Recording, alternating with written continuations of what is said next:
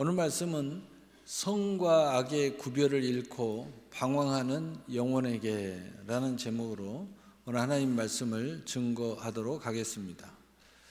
길을 잃은 시대에 흔들리는 마음들 그리고 분별을 잃어가고 있는 믿음들 앞에 서고자 합니다. 사랑하는 성도 여러분, 오늘 우리는 매우 솔직하고도 아픈 고백 앞에 서 있습니다. 선과 악의 구별을 잃었고 심각한 도덕성의 연약함에 흔들리고 있다는 고백입니다. 오늘날 우리가 살아가는 이 세상은 무엇이 옳고 무엇이 그른지 말하기를 꺼려합니다. 내가 좋으면 그것이 선이다 라고 말하는 상대주의지 물결 속에서 절대적인 도덕의 기준은 희미해졌습니다. 그러다 보니 어느덧 우리의 믿음의 사람들조차 영적인 방향 감각을 상실한 채 죄의 유혹 앞에서 속수무책으로 흔들리는 자신을 발견하게 됩니다. 도대체 무엇이 문제이며 우리는 어떻게 이 연약함을 이겨내고 다시 바로 설 수 있겠습니까? 라는 내용으로 오늘 말씀을 드리려 합니다. 첫째로 왜 선악의 구별이 흐려졌는가? 성경은 분별력을 잃어버린 상태를 어린아이 신앙에 비유합니다. 히브리서 5장 13절은 젖을 먹는 자마다 어린아이니 의의 말씀을 경험하지 못한 자요 라고 말씀합니다. 우리가 도덕적으로 연약해지고 선악을 구별하지 못하는 근본적인 이유는 우리 영혼이 의의 말씀을 깊이 경험하지 못했기 때문이라고 말씀을 하고 있습니다. 말씀이 내 삶의 뼈대가 되지 못하니 세상에 거센 바람이 불어올 때마다 가치관이 흔들리는 것입니다. 내 감정이 기준이 되고 내 형편이 기준이 될 때 선과 악의 경계는 무너집니다.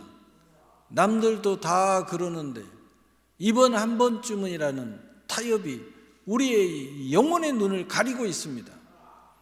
옛날 한 항해사가 바다 위에서 폭풍을 만났습니다. 그는 나침판을 보며 방향을 잡으려 했지만 배는 자꾸만 엉뚱한 곳으로 흘러갔습니다. 나중에 알고 보니 항해사가 나침판 옆에 자신의 쇠붙이 도구를 놓아두었던 것이었습니다. 나침판의 바다는 북극이 아니라 옆에 있는 쇠붙이에 반응하고 있었습니다. 우리가 선악을 구별을 잃고 흔들리는 이유도 이와 같습니다. 절대적인 기준이 하나님의 말씀이 아니라 내 곁에 있는 나의 위익, 나의 감정, 세상의 유행이라는 자석이 내 양심의 나침판을 교란시키고 있기 때문입니다. 기준이 내 안에 있으면 우리는 반드시 길을 잃습니다.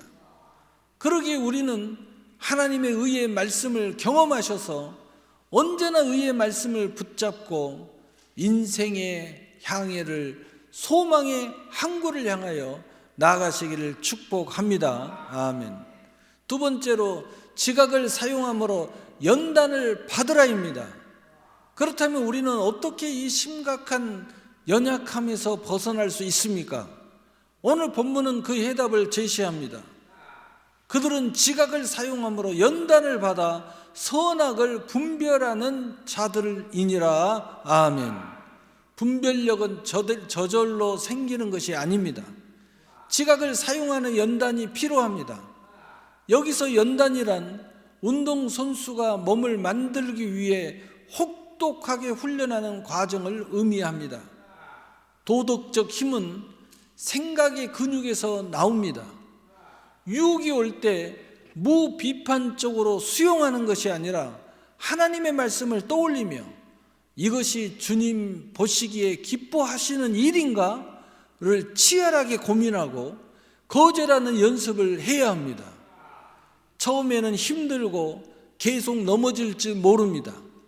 그러나 그 거절의 연습, 순종의 훈련이 반복될 때 우리 영혼에는 비로소 선과 악을 갈라내는 날카로운 통찰력이 생겨나게 됩니다.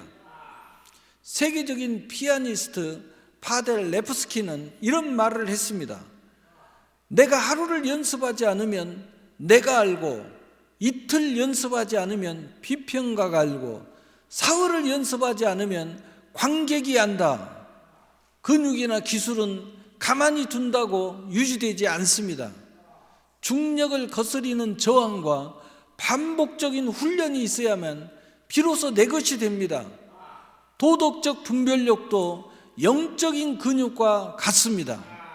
유혹이라는 중력이 나를 끌어내릴 때 말씀이라는 무게를 들고 거절하는 연습을 해야 합니다. 지각을 사용하는 연습은 연다는 아픕니다.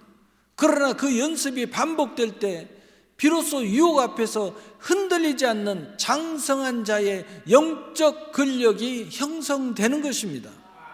하나님의 연단에 스스로 참여하여서 분별의 지각을 가지고 분별하시고 한 걸음 더 나아가 하나님의 은혜와 진리의 힘으로 모든 어둠의 중력을 이겨 하나님의 모든 영광의 축복의 땅에 도달하시기를 축복합니다. 아멘. 셋째로 마음을 새롭게 함으로 변화를 받으라입니다. 우리의 의지는 연약합니다. 결심만으로는 도덕성의 위기를 극복할 수 없습니다. 그래서 사도 바울은 로마서 12장 2절에 이렇게 권면합니다. 너희는 이 세대를 본받지 말고 오직 마음을 새롭게 함으로 변화를 받아 하나님의 선하시고 기뻐하시고 온전한 뜻이 무엇인지 분별하도록 하라. 아멘. 세상을 본받을 길은 쉽습니다. 그냥 흐르는 물에 몸을 맡기면 됩니다. 그러나 분별하는 삶은 물결을 거슬려 올라가는 삶입니다. 내 힘으로는 불가능합니다. 오직 성령께서 내 마음을 새롭게 빚어주실 때 우리는 비로소 세상을 보는 눈이 달라집니다. 내 안의 욕망보다 하나님의 기쁨이 더 소중해질 때 흔들리던 도덕성의 중심추가 비로소 하나님께 고정되는 것입니다. 어떤 사람이 새로 이사온 집의 유리창을 통해 밖을 보며 저 집 마당은 왜 이렇게 지저분할까? 라고 투덜거렸습니다. 하지만 알고 보니 지저분한 것은 이웃집 마당이 아니라 자기 집의 더러운 유리창이었습니다. 내 눈에 유리가 흐려져 있으면 온 세상이 애국되어 보입니다. 우리의 도덕적 연약함은 내 힘으로 닦으려 해도 잘 닦이지 않습니다. 오직 성령의 빛이 비추어질 때 우리 마음의 유리창이 깨끗해집니다. 마음을 새롭게 한다는 것은 내 시각을 버리고 하나님의 시각, 성령의 안경을 빌려 쓰는 것입니다. 그때 비로소 우리는 내 욕심에 가려 보이지 않았던 하나님의 선하시고 기뻐하시는 뜻을 선명하게 보게 됩니다. 나의 안경을 벗으시고 하나님의 안경인 선하고 의롭고 온전한 그의 뜻으로 보는 영안을 가지심으로 우리의 연약함이 강해지는 의의 말씀을 경험하시기를 축복합니다. 아멘. 결론입니다. 사랑하는 성도 여러분, 선과 악의 구별이 모호해진 이 시대에 여러분의 영혼은 안녕하십니까? 혹시 도덕적 무기력증에 빠져 어쩔 수 없다며 포기하고 있지는 않습니까?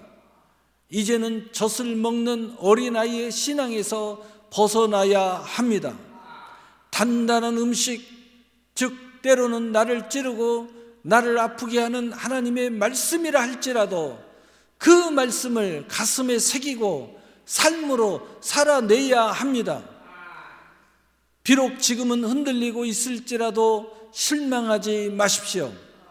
그 흔들림을 느끼는 것 자체가 아직 여러분의 양심이 살아있다는 증거입니다. 오늘 이 시간 다시금 말씀의 반석 위에 서기로 결단합시다. 성령의 도우심을 구하며 매 순간 지각을 사용해 선을 선택하는 연습을 시작합시다. 그리하여 세상의 풍조에 휩쓸리지 않고 하나님의 선하신 뜻을 온전히 드러내는 장성한 그리스도인으로 거듭나심으로 하나님의 모든 선한 그릇으로 쓰임받으시고 하나님의 모든 축복의 선물이 넘치는 의의 발걸음이 되시기를 우리 주 예수 그리스도의 이름으로 축복합니다. 축복합니다. 아멘. 사랑의 하나님,